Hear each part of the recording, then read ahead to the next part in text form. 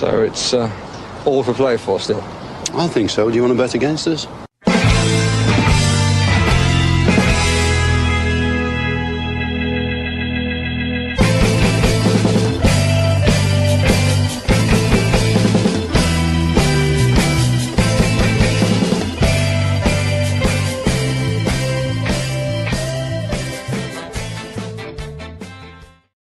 All right, Aston Villa fans, welcome to For the Love of Paul McGrath podcast. And you know what? I'd be lying if through all that this off season is thrown at us, I'd be lying if I said I haven't been waiting for this opening day preview and on towards the actual opening day since the final whistle versus Manchester United in that dull, dark day. You know, so that but I have been looking for this, and thanks a million. Jay is joining me today, and we're going to preview Newcastle. And to be honest with you, we're probably going to stray into talking about the madness of the last couple of days as well. But Jay, thanks a million for popping on and for joining us to talk about Newcastle, because you're going to the game at the weekend. I am, yeah, always a pleasure, mate. No, yeah, really pleased to obviously be joining you. It's a bit scary that actually the first game of the season is, you know, literally a day and a bit away. I don't know about you, but I felt like I needed that mental break a little bit after the end of last season with everything that happened, certainly in that last game. And yeah, obviously followed all the pre-season games as much as I could. And yeah, all of a sudden, like you say, the Premier League's back. There's a lot to talk about. There's a lot been going on, but yeah, it's come around, and I think I'm ready. I'm certainly ready. I'm gonna pop. And look, I know I had a moan on Twitter today and stuff like that about and I know I've been a bit moany the last couple of days about Jacob Ramsey, but that's more so the circumstance surrounding it more so than the actual player itself that's been sold. It's it's just the circumstance and reasons for. But I'm back to myself, and I've had that little moan. I'm now back to glass half full again, and I'm really, really looking forward to this, because I think, Jay, to be honest with you, to like just come in hot on this one and get the elephant out of the room. I think this is probably the singular best day you could have in the whole calendar year to face Manchester United currently, because of all that's going on with Alexander Isak. Am I putting too much in that, or is the fact that essentially they don't have a striker? You said Manchester United, then you got me all nervous. I wondered who Did I say Manchester United? Did I? Oh, sorry. Because we just mentioned that last game of the season. That's all right. Yeah, long day. Definitely. I mean, I looked as well. Obviously, what's been going on there, like you say, with Isak and that whole scenario. Look, hopefully, it's got to be unsettling. You know, that's what I'm hoping, and that's what I'm thinking. Is it disrupted? Before we sort of came on air tonight, I saw the video of Jacob Ramsey landing in a private jet, allegedly in Newcastle. I haven't had it sort of verified or anything yet, but it does seem pretty legit. And, you know, from what we're reading and what we're seeing, that deal's, you know, there or thereabouts done now. And I don't know, for me, I think it is a shame. I think the whole system, as we know, is just corrupt, really. You know, the fact that we're forced to sell essentially homegrown players. Look, if Ramsey wanted to go, he wanted to go. That's up to him. But, you know, he's one of our own, as we sing. And I think it will be a shame to see him go. My concern, and I think probably yours and everyone, you know, else that's sort of looking at it, is that who are we going to replace him with? He may not be the first name on the team sheet, but, you know, we know he's a decent player. He's been plagued with injuries, I know, over the last sort of 2 seasons. But yeah, I don't know, really. I think on that, I feel a little bit, like I say, a little bit disappointed. And I just don't want us to be going in too light. You know what I mean? I think we need to keep strengthening. I mean, we'll probably come on to Buendia in a minute, but I think he's had a good pre-season. Wouldn't surprise him if he actually starts on Saturday now, especially if Ramsey's not going to be there. Yeah. So, look, I suppose we might as well touch on the whole Ramsey thing, because it is intertwined with the preview of this game, considering he's going to our foes at the weekend. And I can understand, look, you see, I had that moment today, and again, look, it's for like the fee we got for Jacob Ramsey is quite good. 39 plus 5. It's around that, isn't it? Yeah. I think that's a good fee. Although then you see Omari Hutchinson going to Forest for 37.5. But I'm done at this stage worrying about what other teams sell their players for. Yeah, There's same. like the market for your players are who's willing to buy what it is. Like it's if you were in a state of houses, not everybody's going to sell their house for the same price. Someone's going to sell them for more, some are going to sell them for less. And that's just capitalism, I suppose, really. But for me, now that I've kind of had a lot, and to be honest with you, a lot of people kind of slapped me around the back of the head and said, "Come here, choose your words better. You're kind of better than that." Like, and so I suppose one of the big things was that, like, a lot of people, the Tom Colomas, I don't know how to pronounce his name, Colomas. Yeah, is that the Daily? That's the Daily Mail, right? Yeah. Certainly not the bastion of truth anyway when it comes to Aston Villa, but a guy who does have contacts. Now, the way he worded his tweet was obviously inflammatory with regards to it. Now, I retweeted that, and within my retweet, I said, "Listen, I still think we're going to sign players. So I don't think that we're selling players and not going to replace them." My big bugbear was that Jacob Ramsey. I just think, like, when you get an influx of 40 million in, you want to be able to spend 40 million. Absolutely. And my big thing was, okay, if we're only able to spend a fraction of that, yet we've also got to get maybe one or two other players in with the fraction of that money. That for me is the negative of this whole deal. But the great thing about having a moan when you don't usually have a moan is that people start coming to you with little nuggets. And as PSK says here as well, even in Neil and chat, whilst we may not have much to spend post Ramsey sale, you won't need to wait too long for good news. The DMs did start flashing. Now, a lot of them were like, Asensio is more or less done. And I don't know whether it's true or not. I've no idea whether that's true or not. But that's another body. And there seems to be a lot gathering in regards to Trossard, whether there's any truth. Yeah. And then you're probably going to have a defender there as well. And when I started thinking about it, I went, that three behind the Ollie Watkins, with Buendia in there now, we're actually in a better position than we were in January of last year, because you've essentially would have had three players in to replace, two players in to replace Marcus Rashford, and somebody in that we didn't have to sit behind an Asensio or to intertwine with Asensio for that number 10 position, while still keeping Daniel Mallon and still keeping John McGinn. So yes, we don't have Jacob Ramsey. Yes, we won't have Leon Bailey, because he looks like somebody. There's a bidding war on there, which is fantastic. Yeah, apparently only so, a lone bidding war, but still. But we're, like, the more I thought about it, we're no worse a position than we were in January, albeit that we're down to Marcus Rashford and have the unproven entity in Gassand. But if Trossard comes in the door, I'm kind of thinking to myself, wait a minute, this we could be in the same position, if not better. Well, we would be better because we'd have more bodies. So I'm glass half full again. No, I agree. And I think, when you look at it and you look at the likes of Kamara and Anana, they're both essentially holding midfielders, get them playing together. McGinn can play further forward. Tielemans can play in that sort of 8/10 role as well. And then, like you say, with the likes of this Gassand and Morgan Rogers, if Bailey's there, okay. Buendia, like I say, I think we've got personnel. Yeah, we're going to be competing in Europe again, Europa League, a lot of games. But I think, hopefully with that sort of squad, and if we do bring in one or two, then amazing. Looks like it could be loans, perhaps. Maybe a buy, maybe a couple of loans. You obviously see a few of sort of the rumours circulating, and I know, we always sort of urge on the side of caution a little bit. But Trossard, look, I don't want to get sort of too far down the line with that, because I haven't seen much substance behind it yet, but he's a good player, and I'm not being funny. You don't move to Arsenal if you're a bad player, really. So I think sort of getting him or getting someone like that in would definitely boost us. I still think we're a bit light up top. I know Ollie Watkins is our main man, and we know that, and hopefully Marlon can support in that striker role if we need him to. Again, he looks sharp in pre-season, knows where the goal is. So yeah, maybe with those two, and if there's one other sort of in and around it. I think with Rashford, we had the beauty, the fact that he obviously played mainly from the left, but he could play and did play down the middle as well. So, and I think Marlon is, I don't want to say a similar type of player, but can play a similar role perhaps. And I think he could really have a big impact this season. Yeah, and obviously Gassand as well, as I said, like, he really is the he's like the Jack in the Box in this whole thing Looked because he sharp, could just didn't pop.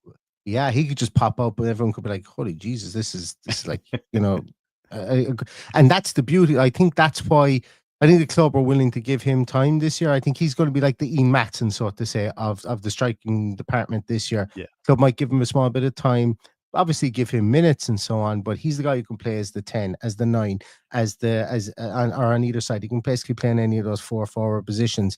But if you were to bring in somebody like 2 loans, like an Asensio on loan and I don't know, does he have 2 years left in his contract or 1? I can't remember. I think it's Asensio. 1. I Yeah, think I it's think it only might be 1. 1, but yeah. Yeah. If we could do some sort of a deal with Asensio and Trossard, let's just say, and then that guy can learn. Yes, we're going up in age profile. For me, I think that, look, there's just going to have to be a necessary evil with regards to where we are at the moment. We can't let perfect get in the way of the good with how we are with the team. And that's what I was allowing. That's what was happening with me over the last couple of days. And we, like, it's pretty good treading water if you're bringing in Asensio and Trossard, much and all as people want the next big hotshot 22, 23-year-old. Chelsea can stack them all, but they're going to have to sell them at some stage. And as we're seeing, no, they're getting good money from them. That's the only thing. And they're not playing any minutes, but that's a conversation for another day. But with regards and with effect, I suppose, with what that effect, I suppose, has in this game at the weekend. And we start with Villa and we get on to Newcastle, and they haven't had exactly the ideal off season themselves. I'm doing a small little bit, just for everybody, in case you didn't see it on Twitter earlier on today. I'm doing a small little bit of writing for Playmaker Stats and also One Football this year. They asked me to come on board to do match previews. And you know what I might do? I might just actually share up the match preview I wrote for Playmaker Stats today. So actually, here's one I made earlier. Just happened to have it already prepared. Who would have thought I would have had it ready to share on screen? So basically, I've said here that Aston Villa's off season has been predominantly a game of keep what we have, and in the main, we've been successful in that. That this weekend's opponents have just signed Jacob Ramsey, the most high-profile sale so far this season, and it goes to show how important Champions League qualification can be. Because we beat United or we draw with United and we finish above Newcastle last year. We're in the Champions League and we're stealing their players, not them buying our players. There's who knows, in an alternate universe we're sitting here and Anthony Gordon is signing coming to Birmingham, or something along those lines. But I do think as well that as it says here, Aston Villa fans can be optimistic given the preseason that we've had, as in the games that we've had as well. Watkins, Malen both firing. Bizot as a backup goalkeeper, because let's be honest with ourselves, I think that there would be a real dark cloud over this if we had Robin Olsen in goals, starting in goals at the weekend, regardless of who Newcastle may be missing. Obviously we've brought in Evan Gassand and the brilliantly named Zephaniah Redmond in there as well, along with the 3 guys that have come through. So it's not been an ideal off season for us, but I think that there are some chinks of light that will come through, and that they are the main chinks of light. But Newcastle, while they have a fan, as it says there, as I've said there, it'll be tough because they have a fantastic balance to their first 11. Newcastle haven't had an ideal off season either. So I'm actually going for a prediction, spoiler alert, of 2-1 to Aston Villa at the week for this game on Saturday. And my main reason for that is, yes, while Newcastle will have that stable 11, I think that, oddly enough, I think that us playing at home, our 11 is even more stable at this moment in time, because the fulcrum for the central striker won't be there for them, and they just won't have one before the weekend. Definitely. I think this game is going to be a massive midfield battle, isn't it? They've got the likes of Guimaraes in midfield, and they've signed Elanga. We all know how dangerous he can be with his pace as well. If he's coming off the right or coming off the left, and the likes of Anthony Gordon as well. So you've got that on your preview lineup there as well. And they have got dangerous players, and they've got players that can cause us problems and score goals as well. But I think how we line up on Saturday, midfield and forward, will be interesting. I think it'll be interesting. I think realistically, we can probably name 7, 8 of our, probably around 7 of our sort of starting 11. If we're honest. So yeah, I think that midfield, going back to that, the midfield battle will be really interesting. Well, this is the 11 I've gone from. For some reason, whatever happened, the graphic when it got loaded up is Konza and Torres are switched to the wrong sides, but we'll forgive this. So this is the 11 I would start at the weekend if I was Would you go Torres? Would you? I'd go Torres and I go Konza. I think he will go with those two. Yeah, I think he will go with those two. Right. Because they've played mostly together in preseason. They've both played together in preseason. It's like whether it's Torres or whether it's Mings there, like it's going to be Ezri Konza. It's going to be chasing Anthony Gordon around the place. Yeah. Now, the one person that I think may actually miss out from this is Luka Dean. I think potentially Maatsen could be in there, but Maatsen, I'm going to still be like Maatsen for me is a lot to prove from his defensive positioning. And if I'm picking a team, I'd prefer to have somebody that's defensive positioning is better in a Luka Dean than to have an Ian Maatsen in there when you've got an Anthony Elanga running at him. Because, you know, last day of the season when Maatsen was playing on that left-hand side, you know, United for the second, and I know we were down to 10 men in the second half, but United did go at him early, and they did go at him often in that second half, and they did get a lot of joy from him over there on that left-hand side. And in fairness, they did from Matty Cash as well. So, like, our fullbacks are not perfect, I think, going into this game, and that's fine. But I would have a stab to say that this is probably the team that he will put out at the weekend. Now, Emi Buendia maybe or John McGinn, but I think John McGinn being captain, I think he's starting regardless. Yeah, and I think as well, you know, the fact that it's first game of the season. Look, Emery doesn't necessarily make loads of substitutions all the time, but you know, first game, early kickoff. Realistically, we're probably going to be using most, if not all, of our subs. You know, from a fitness perspective as well. So I think you look at it really that the starting 11 is obviously massively important. The lineup that you've gone with there now, I think, is pretty solid. I think it's you know, we've got players that can come off the bench and sort of disrupt things a little bit as well. And I think, yeah, like I say, I think that really is, it's a 16, isn't it now, when you look at it? And I think Maatsen, as we saw, to be fair, a lot last season, the sort of the alternating between Luka Dean and Maatsen, Matty Cash down the right. I'm not sure sort of what's happening with Garcia at the moment, but Cash may be a sort of a stalwart in there. Again, on the bench, looking at that, we've still got other players that can come in, and you know, likes of Anana. Yeah, that's I think exactly it. Kat kind of makes a great point here. You know what? And I didn't actually even consider this when you see it laid out.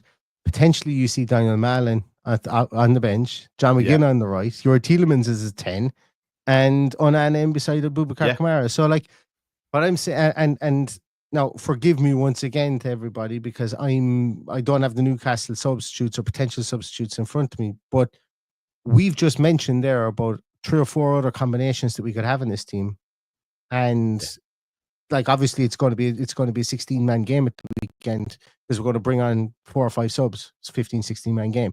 So we've mentioned 4 people that could come off the bench and start. So like, yes, we're bare enough at the not bare enough, but we're depleted at the minute, but we're certainly not bare in talent. Especially when we've got a 50 million 6'4", 6'6" midfielder brute that's on the bench there that you can just decide whether you want to play him or not. You know, that's something as well.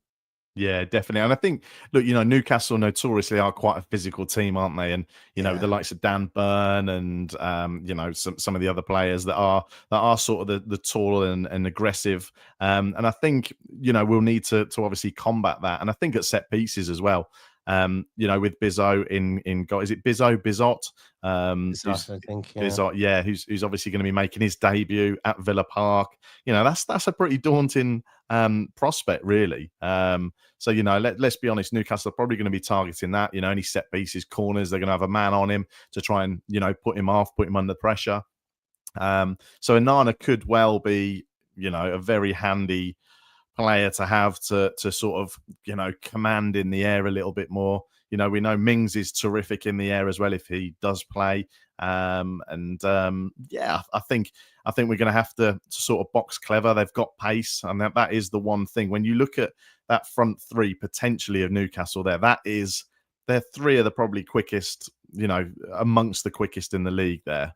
So we're going to have to definitely have our wits about us. You'll see Kamara, I'm sure, dropping back a little bit more as well to provide that extra cover like he does so well. And the likes of sort of Tielemans on the ball. And, even in pre-season, you could just see him, some of the passes that he made. I think he made one to Watkins, didn't he, that we scored from, or one or two. So it'll be really interesting to sort of see how that pans out. When I'm looking at their bench as well, and I just loaded it up here in front of me, their substitute striker, if anything happens to us, that front three is going to be William Osula, the Danish, 21-year-old striker, big, tall, 6'4" guy. Scored a goal for him last year. I think he had about 19 appearances, and did he get 1 or 2 goals? I think he might have got one in the cup as well. Yeah.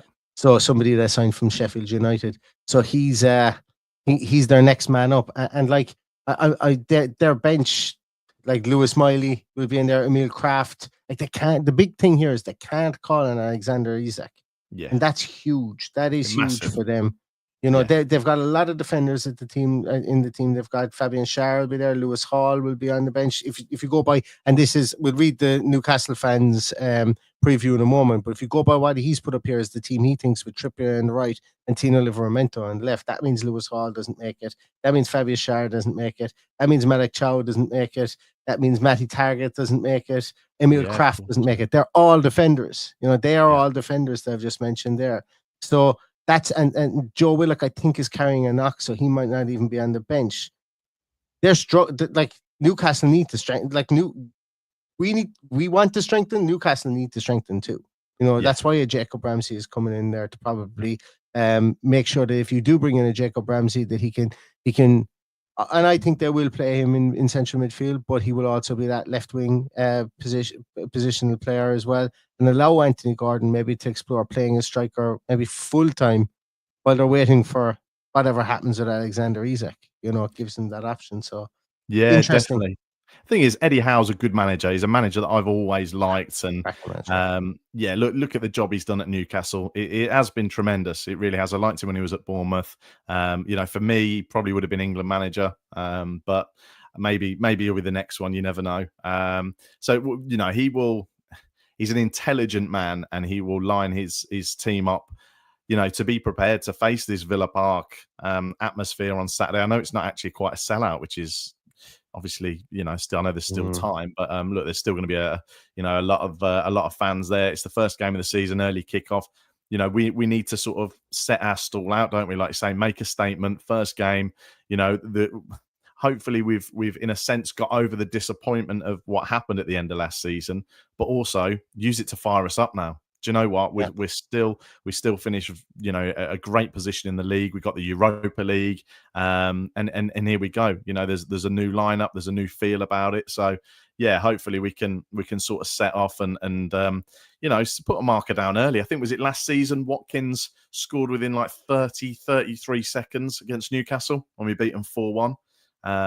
So again. I was going to say I'd be well happy with that. I mean, I know I don't want to jinx it, but they haven't sort of got a result against us at Villa Park for 10, 11 years, something like that now. But first game of the season, anything can happen. We obviously were away there, weren't we? Is it 2 seasons ago when Mings suffered that horrific injury? Yes. So again, I think obviously roles reversed now at Villa Park, and let's get out there and sort of make a statement. I'd love it if we get a win, we get a result. With the cans on there as well, you reminded me of Kevin Keegan. I would love it if we would. I would love it. And would it be Newcastle as well? Your inner Kevin Keegan. Absolutely, your inner Kevin Keegan. I would love it if we beat them. I love it. Yeah. Someone that actually we'll come to. Where am I going to? Where's my? There we are. So we actually read what the Newcastle fan Daniel said here as well.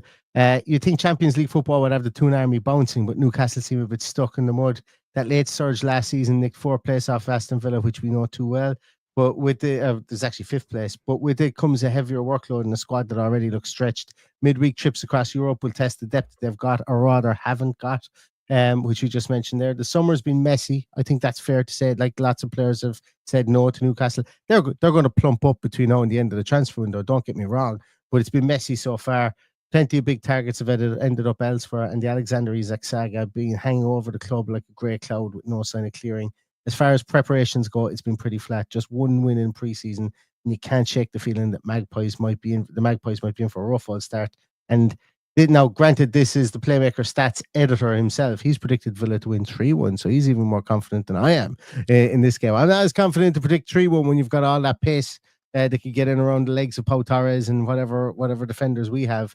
But yeah, it's interesting. It's interesting to see that, because they haven't had a good preseason. And I know, look, you can't read too much into preseason. I know that. We know that it is more about fitness and sort of getting the legs up to speed again. But I know they didn't win a game, I don't think, in preseason. How much has the sort of the Isak saga sort of affected the team? Look, let's be honest as well. When you've got a lot of rumours going around, we had it with Martinez and Watkins. According to Super Fabrizio, they were both going and all the rest of it. Funnily enough, they touch wood, they're both still here. And yeah, I wonder if it has sort of been a bit unsettling for them. They've had to adapt, not knowing really. When you've got a player like Ollie Watkins or Alexander Isak, at the end of the day, they are pretty much going to be one of the first names on the team sheet. You then build almost the team around it, don't you? And I guess with Isak, when you haven't got that focal point, you are having to change what you need to do. From what you've said there as well, with Anthony Gordon, Elanga, Harvey Barnes, they're all sort of, the players really that you'd expect to be playing behind him. And if one of them has got to push up, whether it's like a false nine sort of style, it'll be interesting to see. It really will. Yeah, I am. It's going to be an interesting matchup there for sure. We're going to come on to a small bit more about Emi Buendia and maybe the resurgence of some of the players that we thought might have been out the door, and obviously talk about Leon Bailey as well in a moment. But before we do that, Jay, I just want to let everybody know that we have partnered again, and sorry, this may cover your face. I really apologize if it does. We've partnered again with Football Prizes again for this coming season. Football Prizes, you may remember that we were partnered with them last year. They are a competition site essentially, and they've ramped up this year with a lot of Aston Villa stuff. The current offering that they have is live. If you go on Twitter, you'll be able to find what the current offering is. You can win 2 hospitality tickets, I think, to Fulham. I think there's 2 prizes of £1,000 in cash. There's like 6 signed shirts that you can win. They're all instant prizes, so like, if you get a ticket and you don't get drawn out, you could still get one of those prizes too. So it's a pretty big bundle. I think there's the tickets are only about $2.95. So Football Prizes. If you go to our tweet, and I'll actually pin it in here afterwards, I'll pop the link in here if anybody's interested in that. There are competition site, as I say. There are terms and conditions, and some of the prizes are geo-locked. So Football Prizes, reach out to Football Prizes if you feel maybe that if you're living in Vanuatu, I'm not sure they're going to be able to ship you a signed shirt in a frame or whatever. So if you are conscious that potentially you may not be able to get stuff over from the UK, just send them a quick chat and they'll be able to let you know prior to buying the ticket, because they don't want anybody to buy a ticket and not be able to get something shipped over to them. I'm sure the Isle of Wight will count though, won't it, Neil? That's all right. I think it is the mainland, Jay. We've been mainland. UK mainland, yeah, UK mainland, for sure. Good. So good. Second part to this, and I think it's important that we kind of look at this as well. Is that, look, we've got resurgent players. I think, namely Daniel Malin, namely Emi Buendia. You've touched it, and we've touched it. We've kind of spoke about it with regards to the lineup, but talk to me about how preseason has kind of fluffed them up for you, if that makes sense. Yeah, look, I think starting with Buendia, I've been really, really impressed with him. Look, when he came, we know it took him a little bit of time to settle in, and then he did find his feet and had a really good sort of time of it. He looked dangerous, and then of course he got that horrific injury. And look, it takes a hell of a lot of time to recover from something like that, not just physically but mentally as well. And I think from what I've seen pre-season, he looks sharp. he looks stronger. He did get a kick in the last game, which I did get a little bit worried right at the start against Villarreal. I was like, oh, no. We've just forgotten Buendia's like that. I was the same. I was like, oh no, he's dead. And then I went, wait a minute. 3 years ago, it was exactly the same crack. He used to do that. So I think that's just Buendia. Absolutely. I was on the sort of the WhatsApp chats with the Villa boys that I've got. Some a few of the lads that are season ticket holders, and we're like, oh no, is he all right? Is he all right? But then all of a sudden he's there sort of running around chasing the ball again. But no, I think hopefully the loan at in Germany sort of did him good. Leverkusen, I think, wasn't it? That has done him good, confidence-wise as well. Look, there's no doubt there's a player there. We paid, 30-odd million pounds for him when we signed him. There is a player there. And I think if we can sort of, again, get his confidence up. He scored a cracking goal as well in the last pre-season. I think in his shot was saved that Watkins then finished. He was looking lively, looking dangerous. And, when you think of Asensio coming in and sort of how he linked up the play, I don't see any reason, if I'm honest, why Buendia can't do that. I think if he does get a bit of a chance and he does get his confidence back up, he can be a real asset for us. Clearly, he links up well with Watkins. Back in the day, we saw Watkins linking up with a lad who's just signed for Everton, but we won't talk about that. But if he can sort of find that from Buendia again, then again it could, going back to what you said earlier, it could be like a new signing, getting Emmy back in the in and around the first team. And look, Emmy's an Argentinian international, albeit he's only one cap. He's played last year under Xavi Alonso, who is was anointed essentially the head coach of Real Madrid, and aren't too many duff head coaches at Real Madrid. So what I'm getting at here is that, yes, Buendia probably was deemed surplus to requirements from a long way out at the start of the summer. But career arcs and redemption arcs are quite common in the game, Am I saying that he's going to turn into prime Zidane or Ronaldinho over the course of the next 6 or 8 or 12 months? I'm not. But what I'm saying here is that, there's going to be horses for courses for this boy. And the big thing that I like about him is something that Unai Emery tried to get Marco Asensio to do last year when he was out of possession, and it did not work. And it's not tracking back, and it's not hassling and harrying. It's dropping. So instead of following the ball back at a slow pace to try and drag your defender with you, Buendia just drops 7 yards off. So the defender goes, he's close enough to me that I don't have to go to him. And human nature allows you then to kind of back yourself to say, right, if he gets the ball and gets turned, he's not going to get a run on me.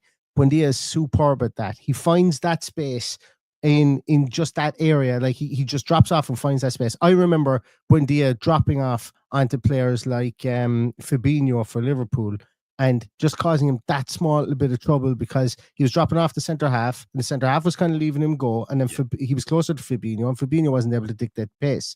So once again, can he regain that form is going to be the big thing in the Premier League. So far, so good. And, once he throws on that Aston Villa shirt, he's always going to get my 100% backing anyway in the main. So I'm actually happy to see him there. Don't think he starts the weekend just because there's better players than him. And we're going to start our best players, I would imagine. But, it's going to be an interesting team sheet. Yeah. Bogard as well. Sorry, go for it. Yeah, no, I was just going to say, I really agree. And I think, look, we saw it sort of last season and okay, probably a little bit the season before as well, where, teams would come into Villa Park where we've got this unbelievable record and sort of sitting deep and reliant on us breaking them down. And look, we did it a lot, but at times we didn't. And I think Buendia, one of his, again, real assets is that he has that ability to break teams down, to find that sort of key pass to, put a little bit of skill in there and actually slot the ball through, whether it's in and around the area. And I think a player like that can sort of, like I say, be a real asset and, unlock the door to hopefully us getting a goal. Yeah, I think so too. And he's got a great song as well. Let's not forget that. Emi Buendia from Argentina is a great song. Yeah, for sure. Sing that again next season. I think being able to play through the middle is something that we're going to want to be able to do. And when he doesn't, yes, does he get pushed off the ball? Absolutely. But what normally happens is the ball gets to him first, then he gets pushed off it, gets muscled off it, but it slows the play down enough the players can get around him in that middle of the park. Our players can. So then our high press can come into effect. And that's something I actually went back and I watched when Emery first came into the club.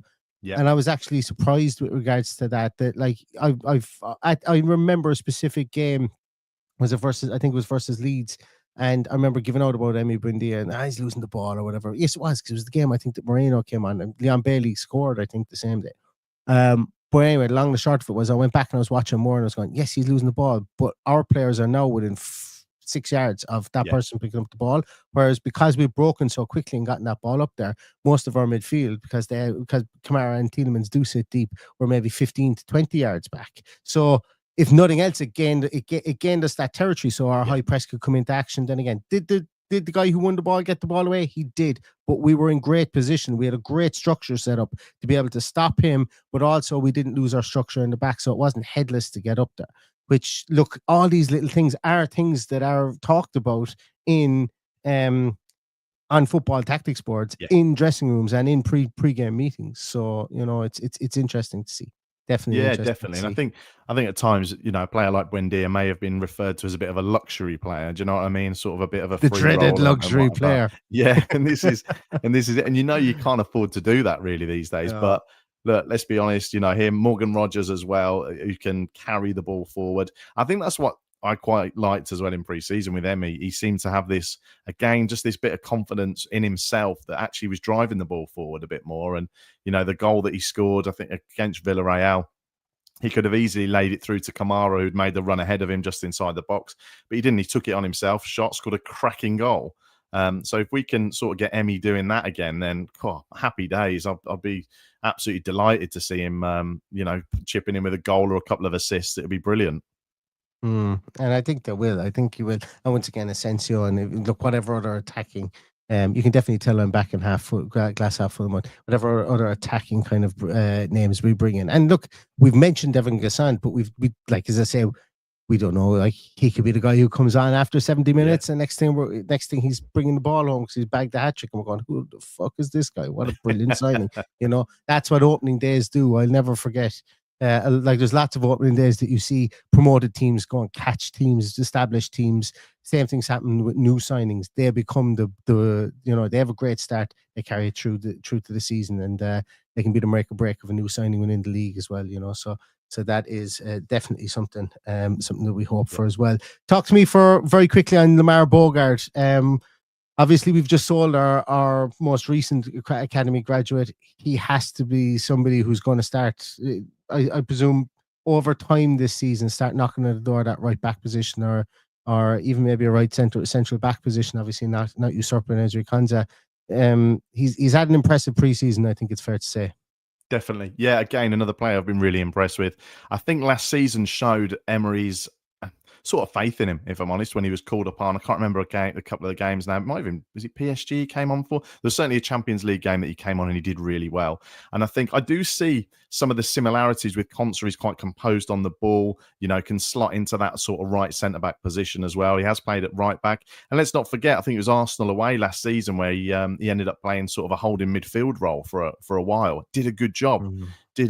So again, look, Emery, in Emery we trust, we know that. And I think, he wouldn't have wanted him in and around the team if he didn't see a player there. So I think he will definitely play a part this season. Look, we've only got one recognised right-sided centre-half in Ezri Konsa. So, okay, is Bogard going to be that backup as such? Maybe. Do we need another? Probably. I think we probably could do with another. When like Dazassi came in last season on loan, but I think hopefully Bogard is looking sharp, looking fit, looking well, and can be used when called upon. Look, he might even start. You never know. But I think we know pretty much most of the team lineup now, and I think if Bogard does come on, he can sort of shore up that defensive line, or sort of that in and around sort of the CDM role a little bit more. We have got Kamara and Onana, as we know, and McGinn can sit in there, so we're not short of options. And look, again, Bogard playing with these players. Let's be honest, playing with Kamara, Anana, Tielemans, McGinn, he's only going to improve. He's only going to get better if he learns from them. Ezri Konsa, again, has matured into such a terrific defender. And of course, Tyrone Mings as well. These kind of players who are going to be, instilling their knowledge into a young lad like that. And like I say, it's just going to make him better as a player, and sort of grow his knowledge and understanding of the game as well. And that's exactly, and do you know what the funny thing is? I think he grasps that. I think he understands that, and I think he's kind of going, things are good here, and I think that he understands he's going to get some game time this year that maybe he may not have seen on the horizon 12 or 18 months ago, which is great. He signed a new contract as well, if I remember rightly too, which is great. So, listen, guys, thanks so much for your time today. I suppose before we finish up again, I just want to reiterate, obviously this isn't Paddy. I heard a couple of people ask was that Paddy? No, unfortunately Paddy today had to Paddy today was celebrating the life of his mother, so who sadly passed away, so condolences again to the family. And thoughts have been with Paddy today. Exactly, yeah, today's been a tough day for him, so he may be back over the weekend, but obviously, hey, things are more important than popping on at 11:15 to do a match, and you said it again, a Newcastle United preview, but he can take as much time as he needs. And just wanted to say I passed on any of the condolences that anybody DM'd me as well. He was very thankful for those too as well. And with that as well, some people asked at the very start of the podcast in the comments about why don't we have an FPL code, and Paddy is the guy who set that up and looks after it, and I certainly am not going to be asking him for a code on a day like today. But we'll see if I can dig it out from years previous, because I know that we have one up and running and there are people involved in it and stuff like that. I'd never change my team. I'm brutal at that crack. So keep an eye out on social media and stuff for potential fancy football stuff over the next coming days. But unfortunately, it's not something that I can get today. But so thanks so much everybody for your time. Jay, thank you so much for your time as well. As you guys remember Jay from last year, and he's going to be on more regularly again this year. Look, he's got all the professional setup looking like this is it, man. I know I've been threatening it for a while. You've been kind enough to help me out as well, so we've got the sort of the new podcast studio almost already and set up. And look, it's always a pleasure to come on. You got some brilliant fans and followers of this page and people who subscribe. So look, jumping in whenever I'm needed. I absolutely love doing it, and of course representing the Isle of Wight is always a pleasure as well. And bringing the two islands together. Exactly. And listen, thanks William for your time as well. So guys, I'll probably be back. Well, Villa AM will be back tomorrow morning as well. And just for those of you who don't know, I recorded the night before as well. So some people are saying like, Jesus man, what time do you get up to record Villa AM? I usually record it maybe around 11:30 before I drift out, before I pop off to bed. But that'll be out in the morning, 5 a.m. on your podcast platform, 7:30 a.m. on YouTube as well. So please continue to support that, because it's gotten some really good comments on it, and I do appreciate everybody who watches it. And obviously, if anything happens tomorrow in regards to incomings, we will sit down. And then obviously Saturday is going to be bonkers. We're going to have our team sheet tantrum, and we're going to be back to having our post match shows as well. And hopefully we'll be celebrating a win. But everybody, thank you so much for your time. See you on Saturday. And in the meantime, stay safe, stay healthy. And all that's left to say is up the Villa. Up the Villa. Where's my end button? Just like last.